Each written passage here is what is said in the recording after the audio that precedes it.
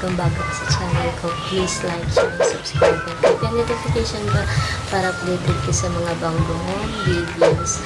Tapos, i-follow mo din ako sa social media. Ano, bulol-bulol, ayan. So, ayan, maghahanda ako ngayon ng pa-birthday ko sa mama ko. Ayan, yung request niya na adobo. Ayan, niluluto ko ngayon kahit tumatagaktak yung pawis ko.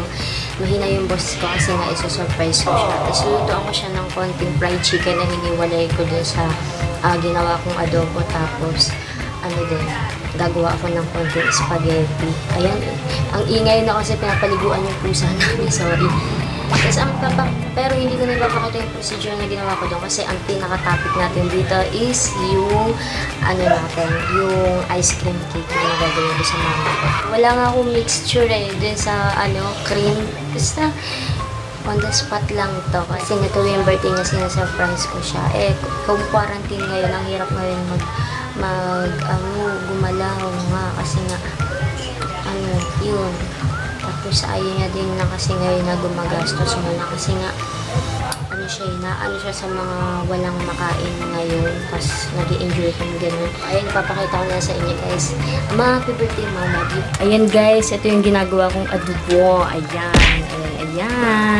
Ayan guys, yung gagamitin ko yung FUDGEE BARR na 10 pieces tapos yung all-purpose cream. Yung dalawang all-purpose cream dyan magkaiba kasi wala nang tig-dalawa niyan kaya magkaiba na yung nabili. Tapos yung condensed milk, ilalagay ko yan sa freezer.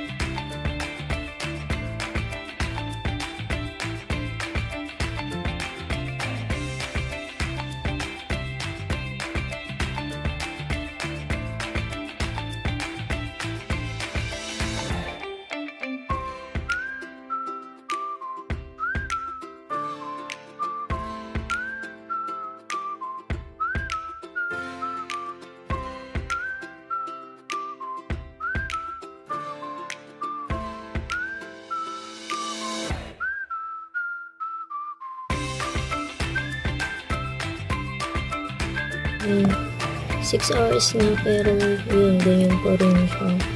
Ito nakikisama yung ref namin. So, kaya pag gagawa kayo yan, i-overnight mo siya sa freezer para matigas talaga. Baka ako kasi bukas ko na siya galawin. Nabuking naman ako ng nanay ko kaya gagawa ako ng spaghetti tas fried chicken. Halatado kasi ako kasi pag nasa kusina ako, alam na may ginagawa ako o may luluto. Kaya ito, para sa merienda namin. Ayan, balikan na lang natin bukas yun. Kung ano na magiging resulta nun.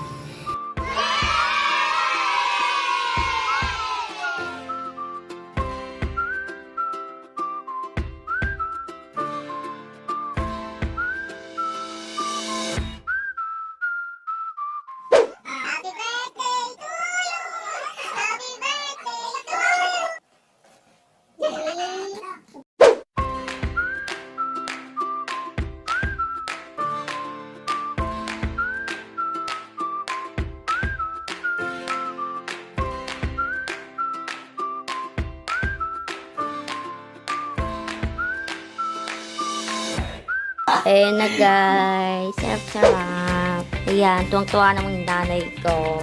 Hindi niya daw mapapantayan. Ayan, happy birthday ulit ma, I love you.